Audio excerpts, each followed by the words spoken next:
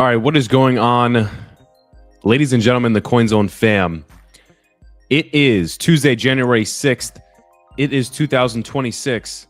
That is pretty crazy, but we made it through another year, and we are back today to talk about something very specific. Obviously, the biggest news story that we've been seeing the past weekend that's going to continue to be top.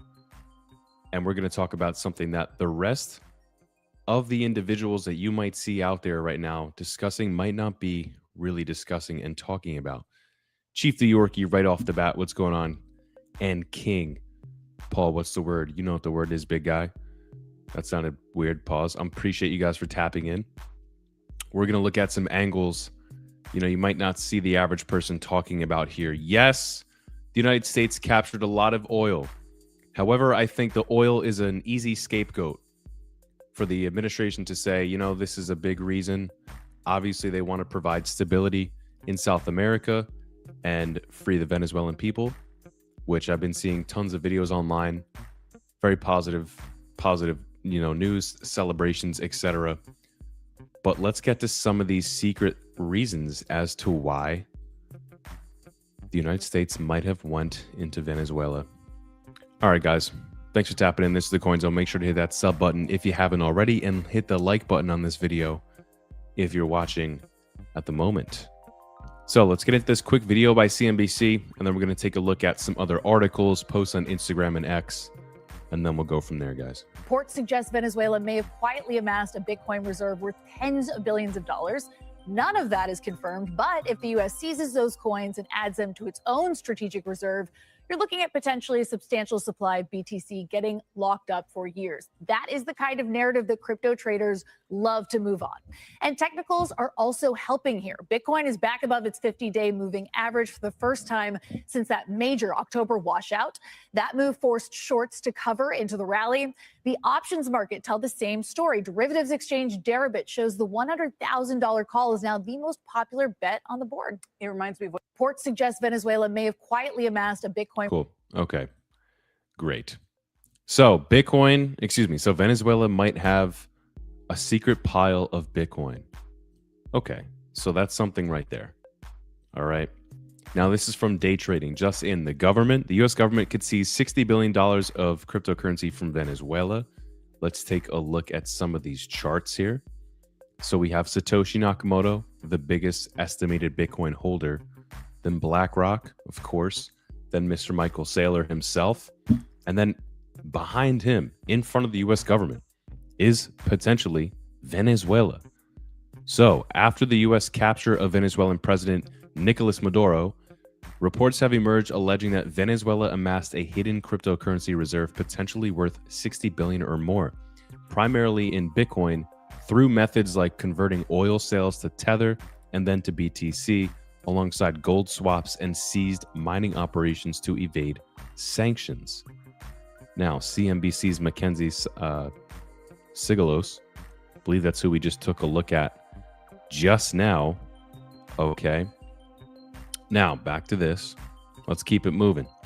Intelligence reports indicate that the Venezuelan regime accumulated a quote-unquote shadow reserve of Bitcoin and Tether, estimated at more than 60 billion HUMINT. So let's take a look at another post here on Instagram. Okay. Because again, this is where all the attention's going. And I think maybe we need to look at all angles and sides here, but let's take a quick look at this video here as well.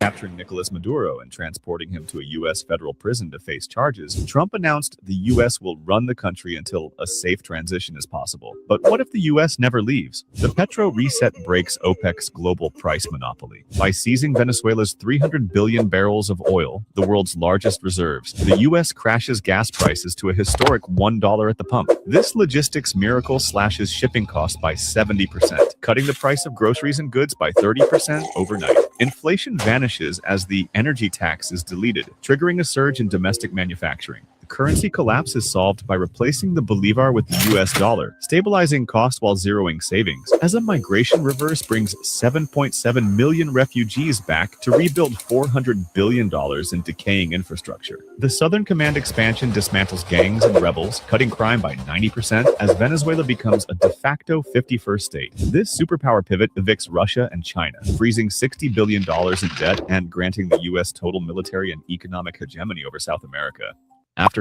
Okay. So obviously a ton of reasons there as to why the United States could benefit greatly by going into Venezuela, not just because of oil, right? But however, in large part, based off of that video, there's a lot of potential benefits just from the oil itself that the United States citizens' economy could benefit from. Just there itself, right? But again, guys, all angles and sides here. So recently, America built a Bitcoin reserve. As we know, Donald Trump has been pushing for that heavily.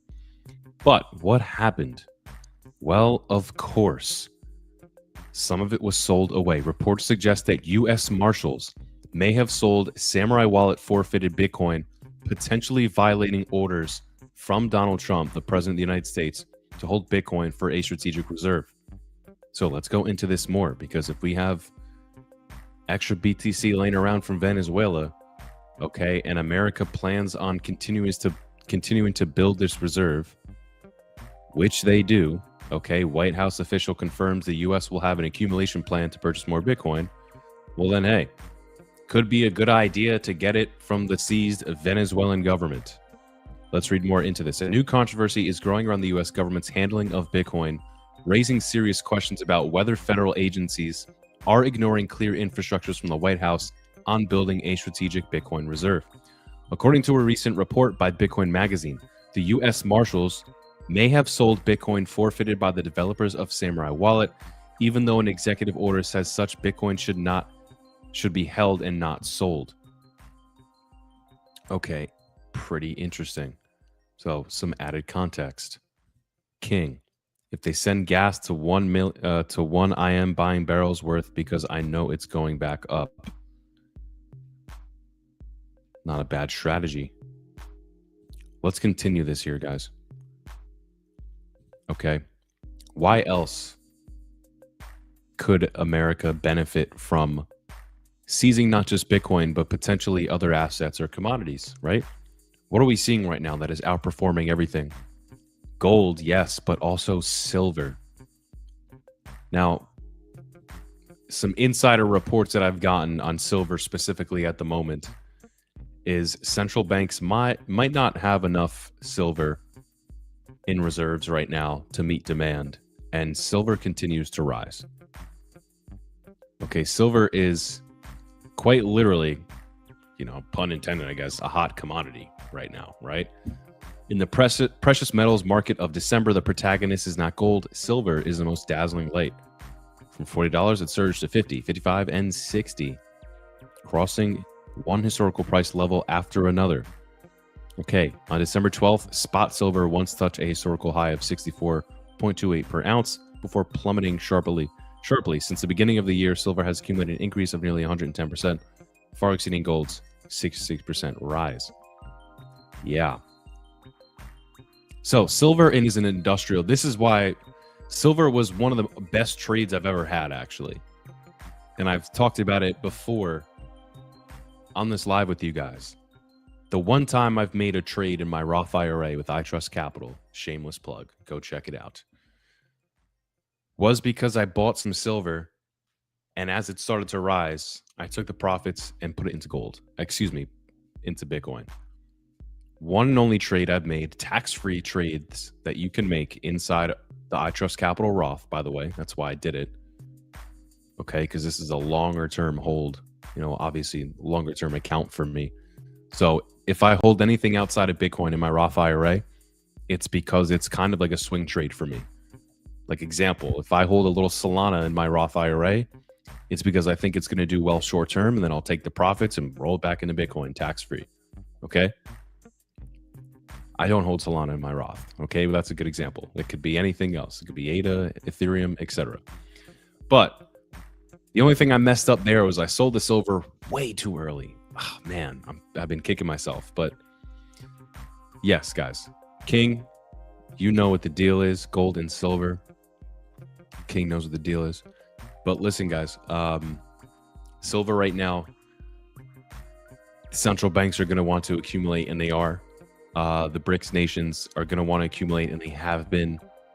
So if we could potentially get some silver, because again, guys, one of the reasons why I got into silver was because it's an industrial metal. It's used in the production of EVs, data centers, etc.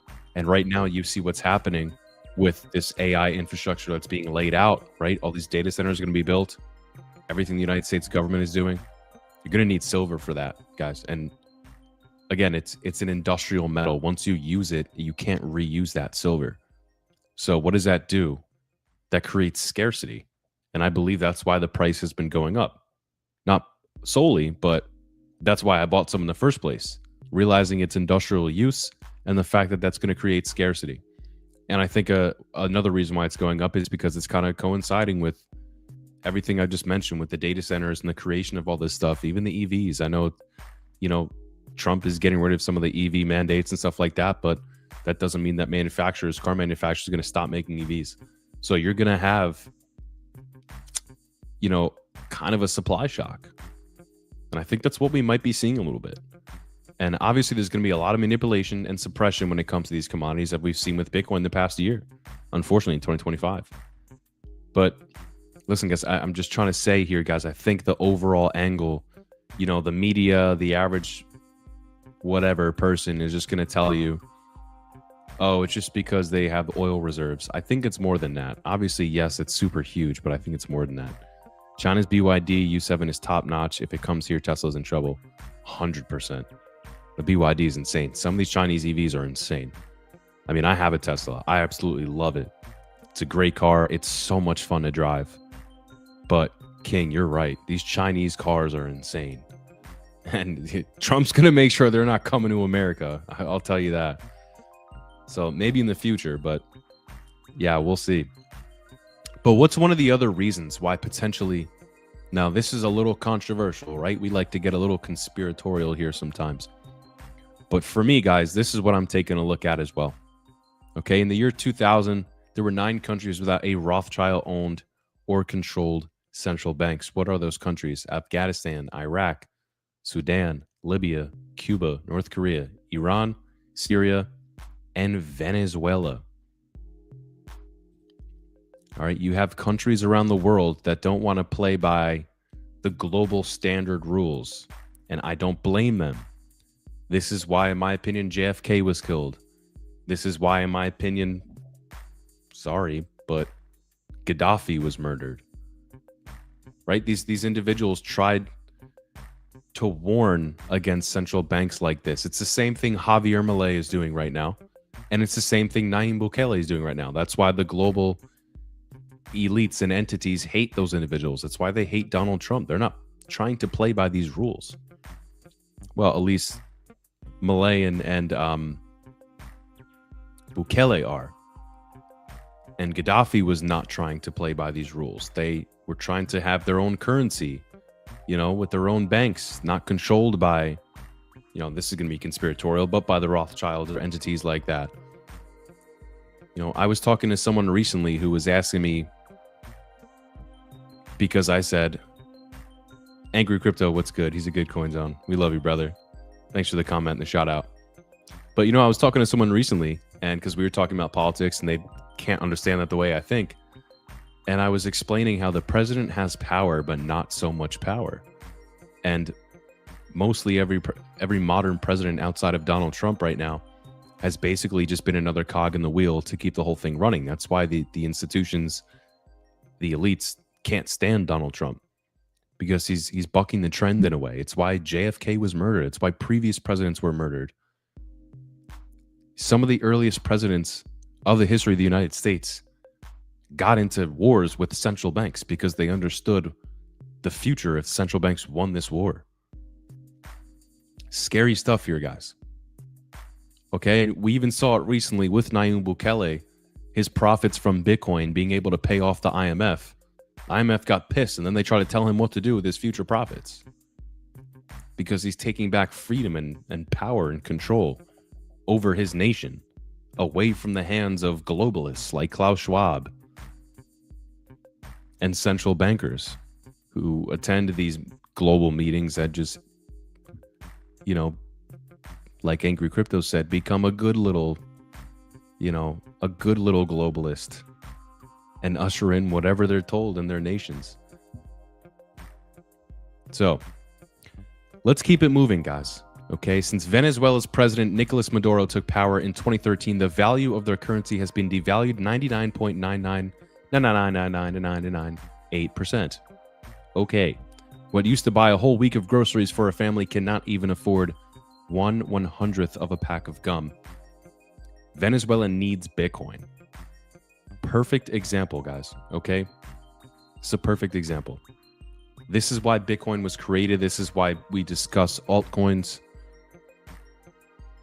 What happened in Venezuela? They used to be a very wealthy nation, didn't know how to basically run a balance sheet. All their, well, I guess they did. It was just fraud and corruption. It just got funneled to Maduro, etc. But that's the whole point. The entire people of Venezuela have had to rely on a corrupt socialist government not to devalue their currency. And guess what? They, you know, he's proven that the people can't trust the leadership. This can happen anywhere in the world. Okay, and currently what I'm seeing in New York City is kind of scary, guys. You have someone Mamdani appointed who's talking about straight up seizing his private property. That's communism in the United States. That's pretty crazy. So, I mean, we'll see, guys. We'll see what happens here. But, you know, the point is, right, two other examples in the United States, California, Minnesota, when Tim Walz stepped into his role, he had a surplus. Okay. Not only did he squander that surplus, but the amount of fraud that is happening there, they went in the complete opposite direction. So again, you're relying on government entities, on a specific individual who is for sure corrupt, to try to keep your money non-corrupt. It's not going to happen. This is why blockchain rails were created. Whoever Satoshi is, put all of these papers together, right? Add them back, Hashgraph, previous written papers, previous written ideals, and expanded upon it and created Bitcoin.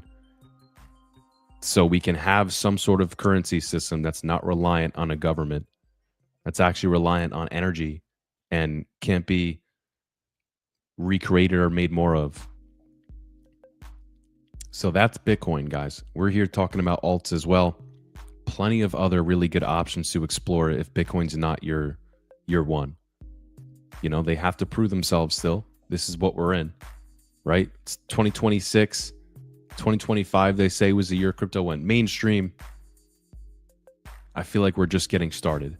You have a lot of top blue chip alts, in my opinion, that are really poised right now to get really good recognition, good adoption, for people to understand the fundamentals, the tech, and we're going to see some exciting things in 2026. That's just my personal opinion. Okay. Let's move on to maybe a couple other things, a couple other stats, guys. Okay, let's just take a look at this graph real quick. So Venezuela used to be much wealthier than Poland, which was suffering under socialism. Then Poland implemented free market and capitalist principles and enjoyed an economic boom. Venezuela chose socialism, which brought poverty and misery to its people. That's the difference. And look at this chart here. This is from 2 years ago. Okay, so it's probably even worse at this point.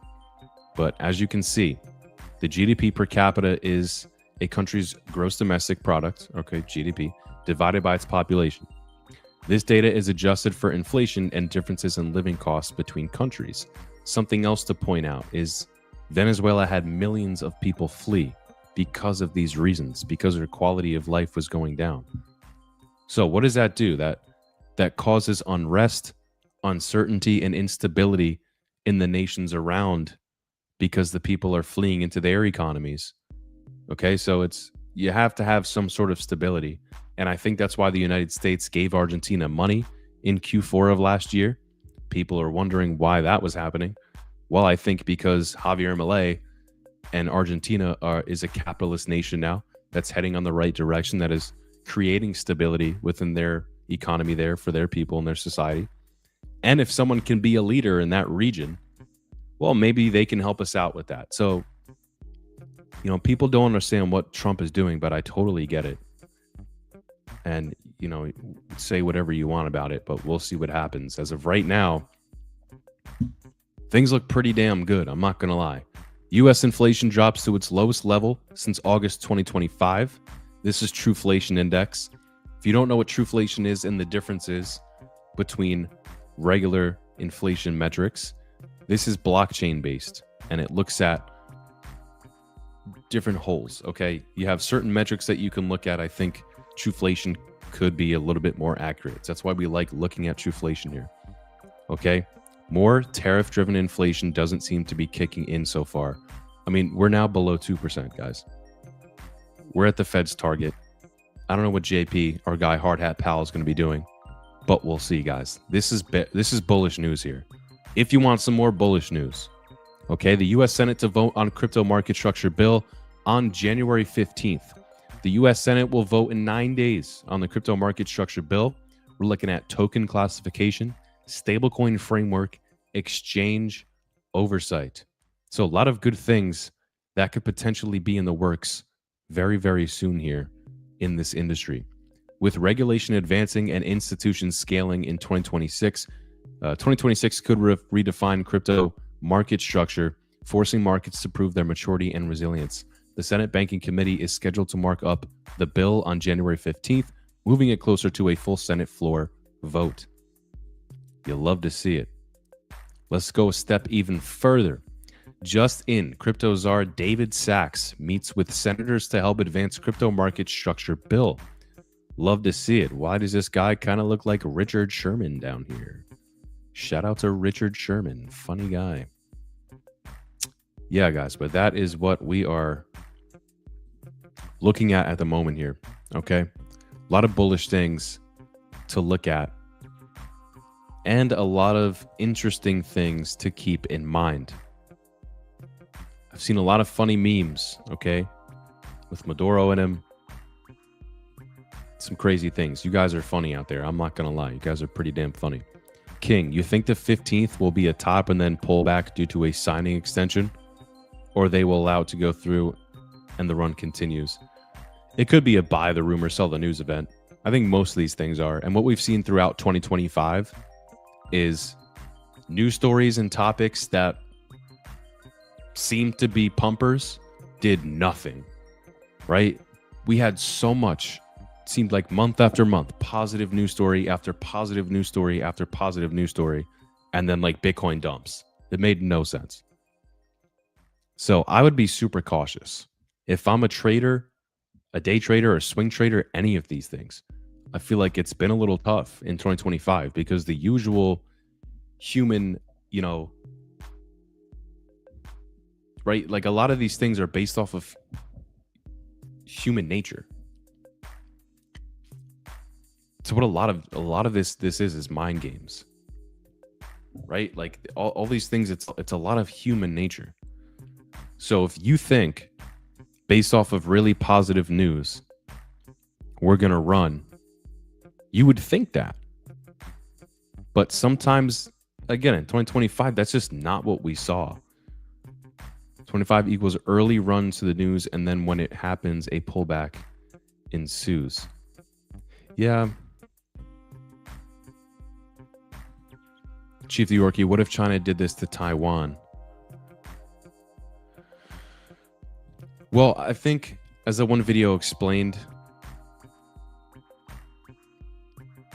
so you're saying if China liberated the Taiwanese people, because I don't think it would be remotely the same, because the United States is the closest thing to a democratic republic, which is this system that, we're supposed to help usher in around the world in places like Venezuela, where that's not what's happening, right? China is not a democratic republic. Okay, they're communist. So a communist country going in and they're not liberating Taiwan. They already have control of Taiwan. You have to stay in line if you live there and say certain things, because the CCP will make sure of something will happen to you if not. So I think it would be way different if China did this to Taiwan. That's like a full invasion, and they want the resources there. No, if they went in Taiwan and just captured the president, well, yeah, I think that would be a completely different news story.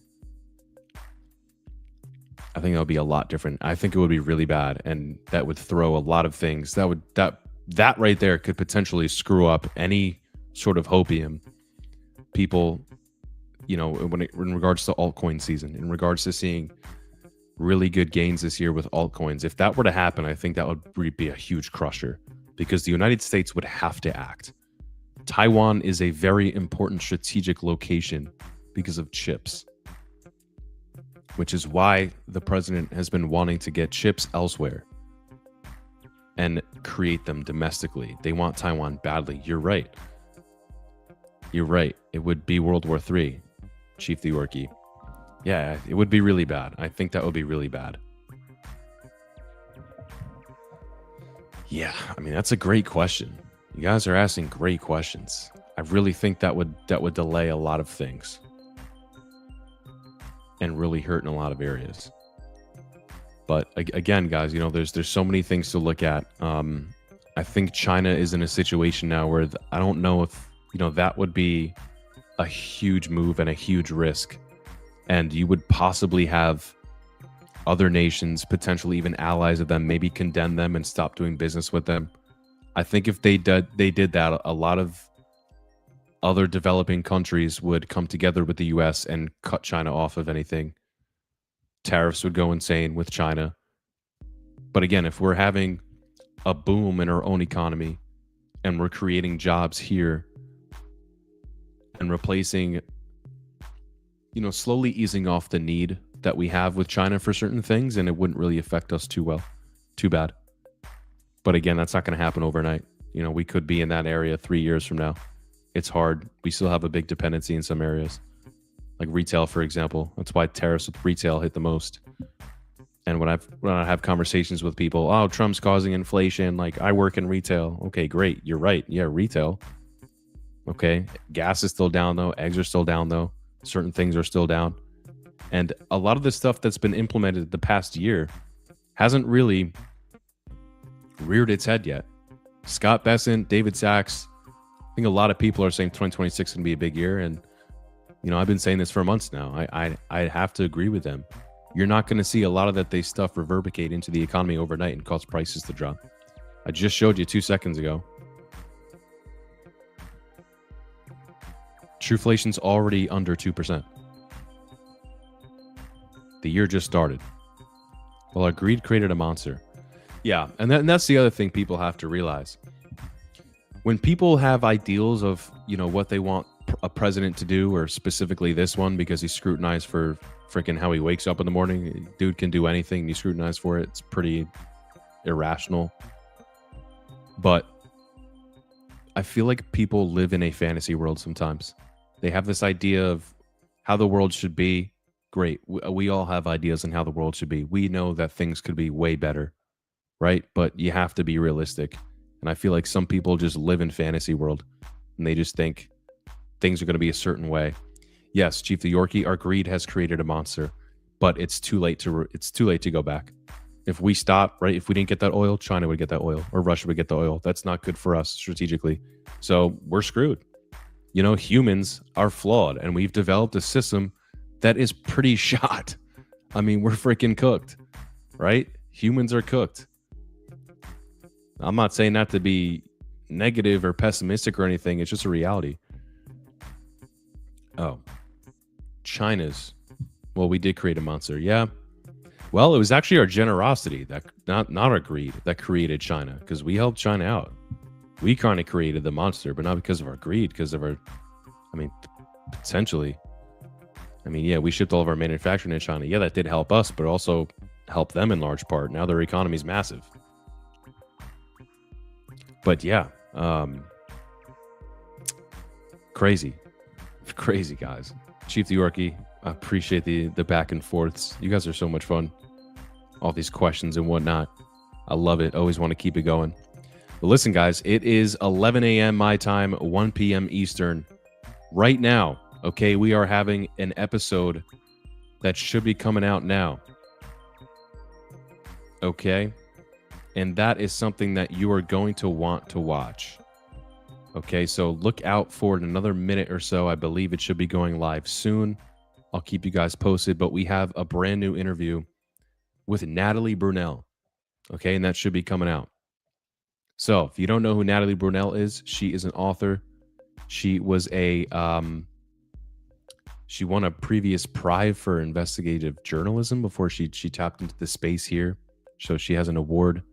She's done a great job. Huge Bitcoin advocate. If you don't know Natalie, you might have seen her face before, but she's a very big figure in the crypto space here, the Bitcoin space here, and we were fortunate enough to have her on the channel here. So make sure to go check out that interview when it comes out, guys, and make sure to hit the like button on this video, share with your friends, and sub to the channel if you haven't already.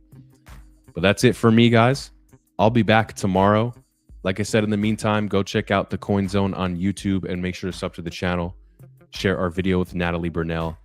And that's about it. Chief the Yorkie, always appreciate it. It's good to see you, King. Appreciate it. Dr. Williams, appreciate the comment. Angry Crypto, we love you, brother. We'll see you guys again tomorrow. I'm Crypto with Paul. This is the Coin Zone. Take care, guys.